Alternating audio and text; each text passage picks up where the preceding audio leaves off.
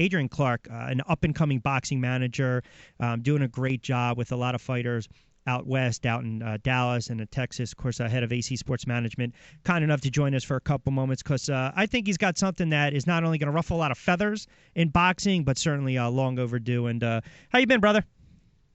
I've been good, man. It's good to hear your voice, man. It's been a while. It has, and I appreciate a couple moments. And look, it's interesting because when I did a little research and we were talking about this a couple of days ago, what you're going to do, what you are doing for the boxing community and for the fighters themselves, it is certainly going to be a game changer. I know it's going to ruffle little feathers, but kind of encapsulate this boxer-manager agreement that you put together. Pretty much, Rich. Nothing changes, man. The manager still gets paid. He still gets to guide the career of a professional fighter. It's just the difference is instead of the manager putting the fighter under contract, now I've introduced a contract for the fighter to have the manager sign, just so the fighter can have free range over his company. As a professional boxer, they're CEOs, they're owners of their own company. So I've just put the contracts in the hands of the fighter. So if management is not doing their job, if they're not making the fighter happy, if they can't get certain deals done or negotiate in a strong way, the manager could give them 15-day notice and move on to another better manager moving forward. And that's in benefit to the fighter instead of being controlled by the manager. So it's a good move for the fighter, of course. Yeah, because conversely, too, when you look at it from a manager standpoint, and I don't want to say lesser extent from a promoter standpoint, but from the managers, they might carry a guy, and then all of a sudden the guy has a bad loss, the guy gets knocked out, maybe the guy goes on a couple, 2 or 3 fight losing streak, maybe he's not getting the purse that he deserves, maybe he's just turning into a, quote, B-side opponent. They're kind of under the wraps. There's constraints. Their hands are tied. They can't do anything. And then a lot of times you'll see those guys fall off the face of the earth, or you'll say, man, this guy hasn't had a fight in a year, and then they pop up and they get a 4 or 6 rounder. This actually entitles them to really take back control of their career. Exactly. I mean, the way I've been working with guys, especially Jerry Belmonte is the perfect example. Jerry Belmonte and I, we made it to a world title. It was a controversial split decision against Figueroa, but after that, he went on a 5-fight losing streak. He lost 5 fights in a row. I guess the typical manager will probably jump ship. He will probably let Jerry go or stop representing him or whatever it may be. If I had Jerry sign on a typical managerial agreement, yeah, I can just leave him. I mean, even though he needs me, I can just leave him in the midst of his 5-fight losing streak. But this agreement gives the fighter the upper hand now. So if the manager wants to leave, he still can leave under this agreement, but turning style, if the fighter is not happy, he could give the manager 15-day notice and move on from there, and that's in the benefit to the fighter, and that's the way that it should be. Like I said, these guys own their own companies, so they shouldn't be controlled by their representative. They should be controlling what's going on in their careers. I also think too, you also, from your standpoint, there's got to be patience. It's got to work both ways, because you mentioned Belmonte. After he lost 5 straight, you're right. Another manager could have said enough is enough, but then he comes back and he wins 2 in a row and he puts himself right back there in contention. But again, story for another day. The bottom line is it gives the fighters a little more of control. It gives them control, more of a voice. But has there been pushback thus far since you made this announcement? Oh, yeah, it has. I mean, a lot of guys are talking about, like you haven't invested $200,000 or $300,000 in a fighter, so like you wouldn't understand. Like, what do you do then? And I'm like, well, even though I'm young, I'm a pretty savvy businessman. I wouldn't put that much money into an athlete, especially knowing one punch could change anything. But then also, if I were to put that type of money into an athlete, I would have him sign an investor agreement. The investor agreement has nothing to do with the managerial agreement. So people have been trying to throw the investor part of it, but if you were that invested in it, then you would have the fighter, you guys would sit down and chalk up an investor agreement, which is totally separate from a managerial agreement. So I had a little bit of backlash, but it's only been a little bit. Only 2 people have said something negative about it, but they were more so speaking from... Give it more time. Yeah, it was more so an investor agreement. You got They're ready to cut me off, man. Yeah, exactly. Give it a little more time and see what happens on that. What I find interesting is that for people that really don't, if they're a novice boxing fan or if they really don't understand the ins and outs, where boxers are constantly getting screwed, promoters sometimes don't cover the purse, guys don't get the fights, they fall out, managers cut guys loose. So everyone thinks it's such the king sport is such a glamorous sport, but the bottom line is a lot of these guys, they're mercenaries. I mean, the fighters are treated like a bunch of mercenaries. Okay, go out, do what you need to do, go to battle, and then guess what? We'll put the pieces back together, and then we'll see what happens down the road. We'll get you another fight, this, that, or the other thing. I also think, to be fair, I also think the fighters need to learn some patience too, because a lot of these guys, they're young fighters right away. They want a shot, and they haven't even gotten. They haven't even wet their beak a little bit. They're still green like the grass. So I do think, to be fair and objective, there has to be a good working relationship. But I also think it gives younger fighters more of a. I guess their outlook should be more positive, because they know if they get with the right person over time, they're always going to be taken care of. Right. And that's the position. And that's the position. Not to cut you off, but that's the position that my guys are in. I haven't had any of them under a typical managerial contract. I've educated them on the business, and I've also helped them with certain things. But I want them to make their own executive decision.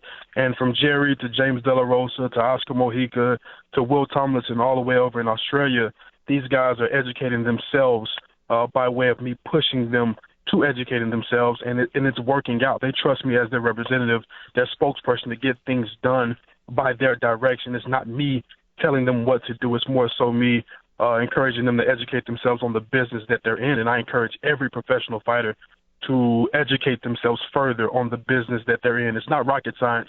It's pretty easy. It's just a very grimy sport. Couple minutes with Adrian Clark, owner AC Sports Management. Not only does he have a lot of boxers under his belt, also has a couple of NBA guys as well, 30 under 30 in Forbes, so you know he's doing something right. Let me ask you this, and again, we'll take you up to 2 o'clock. It just kind of it dawned upon me. I know the inner workings. You know the inner workings, but for a lot of boxing fans, they tune in, they listen in.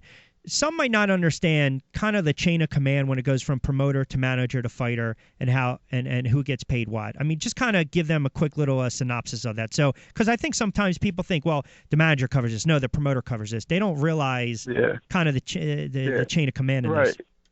Yeah, they don't, and it's pretty simple. The promoter puts on the shows. The promoter takes all the financial risk. They put on the shows, and they contract the services of the professional boxer. The professional boxer goes in and does his service, which is to fight, and whether win, lose, or draw, the promoter signs the check for the fighter. That's the promoter-fighter business transaction, so to speak. On the other end, the fighter contracts the services of a manager to be his spokesperson. My job is to speak for the fighter, to negotiate for him, whatever it may be. They contract my service. I play middleman between them and the promoter. I go speak to the promoter. I go negotiate with the promoter. After my service is done, after the fighter service is done, they pay me for my service to speak for them, and that's the business transaction. So the promoter pays the fighter, and the fighter pays the manager. That's as simple as I can explain it. Yeah. Andrew, you know what? My producer, Josh, does a real good job. He covers combat sports. He's an MMA guy, but he wanted to chime in. He had a good question for you. Yeah, Adrian, I just wanted to know your thoughts on this. You know, in the MMA world, it's very different than boxing. You know, boxing for years has been independent promoters putting on events usually. And in the MMA world, for the last 20 years, has been organizations putting on events. What is your thoughts on possibly boxing eventually changing and turning over to the MMA model? People are very resistant to change, man. The sport is very old, and people are used to doing things the way that it's been going for the past 50 or 100 years. They don't want the change. I think it would benefit from the change, even if we were to try it out, and if it didn't revert back to how it was. But I think boxing is in need of a change. That's why, I don't mind what Heyman did. I mean, even though you can have your arguments against it, but at least he tried something new to see if it worked. Will it work or not? I mean, who knows? I mean, I've heard good and bad things, but at least he tried something new. So I feel boxing does need to try something innovative, and if it tries the MMA model and it works out, then let's keep it going. But if they try and it doesn't work out, then we can always revert back to what we've been doing, which, I mean, it still works. Even though people said the dying sport, it's far from dying. It's still working, but innovation would be great. And I think the MMA model is a good model to follow, but we'll have to try it out to see if it works first before we just jump fully into it. Yeah, and the numbers in pay-per-view. I mean, MMA has been coming on, but boxing still holds those PPV. The only thing I will not to disagree with what you said, but here's my thought on Heyman. He's pumping in a lot of money, and he's got the resources to do it. The issue I have because I'm a big fan of the local cards. And obviously broadcasting local cards. So I like to see local fighters. I want to feature. I want spotlights. I want on local guys. Because if it's a local card in Philly, Jersey, Delaware, Baltimore, D.C., if it's 5 fights, 5 bouts, give me at least 8 of those guys that are local. The problem is with Heyman, and you can't blame him, he's basically coming in, and it's not that he's cutting the promoter out because he's paying the promoter. He's bringing in his A guys. There's really no B guys, and it kind of leaves the local guys off the card. So I think it's saturated. That's why local cards are a dying breed. They really are. Yeah. There's. I mean, look, you're down there in Texas. You're out there in Dallas. You know, in Atlantic City, for years they were putting on local cards, and now Showtime's got to come in, HBO's got to come in, and you'll get a couple AC guys here and there. But other than that, we're not seeing it anymore. Right. No, I heard that, and like I said, I agree with you, man. A lot of people talk about that, especially on the East Coast, that the local cards are pretty much like dying in a sense just because of this model. I miss the local shows. I mean, I spend time in Philly and also in New York going to those local shows, and it seems like the promoters are kind of pulling away from it because of the whole the PBC model. Yep. I mean, I hope we can get back to how it used to be, but like I said, boxing just needs innovation, period, and that's why I did what I did, and hopefully someone else joins the cause and looks to further innovate the sport as a whole. Well, look, there's nothing wrong with thinking outside the box and having an opinion on something and kind of sticking with it, doing it the right way. I know I got to let you get out of here. I know you guys are doing real well. Anything coming up with either Jerry or Steve or Oscar in the works? James De La Rosa is fighting March 12th in Montreal against David Lemieux. Jerry has an option with DeBella. Oscar has something coming up in April that I'll announce later on, and then Steve is possibly going to fight in March. So guys are busy over here, just trying to put it all together, man. But just trying to wake fighters up all around the world with the boxer manager agreement. Hey, keep it rolling. I appreciate a couple moments, pal. Always good to catch up with you. Oh man, always good to hear from you, man. We'll talk soon. All right, you got it. Adrian Clark doing a good job.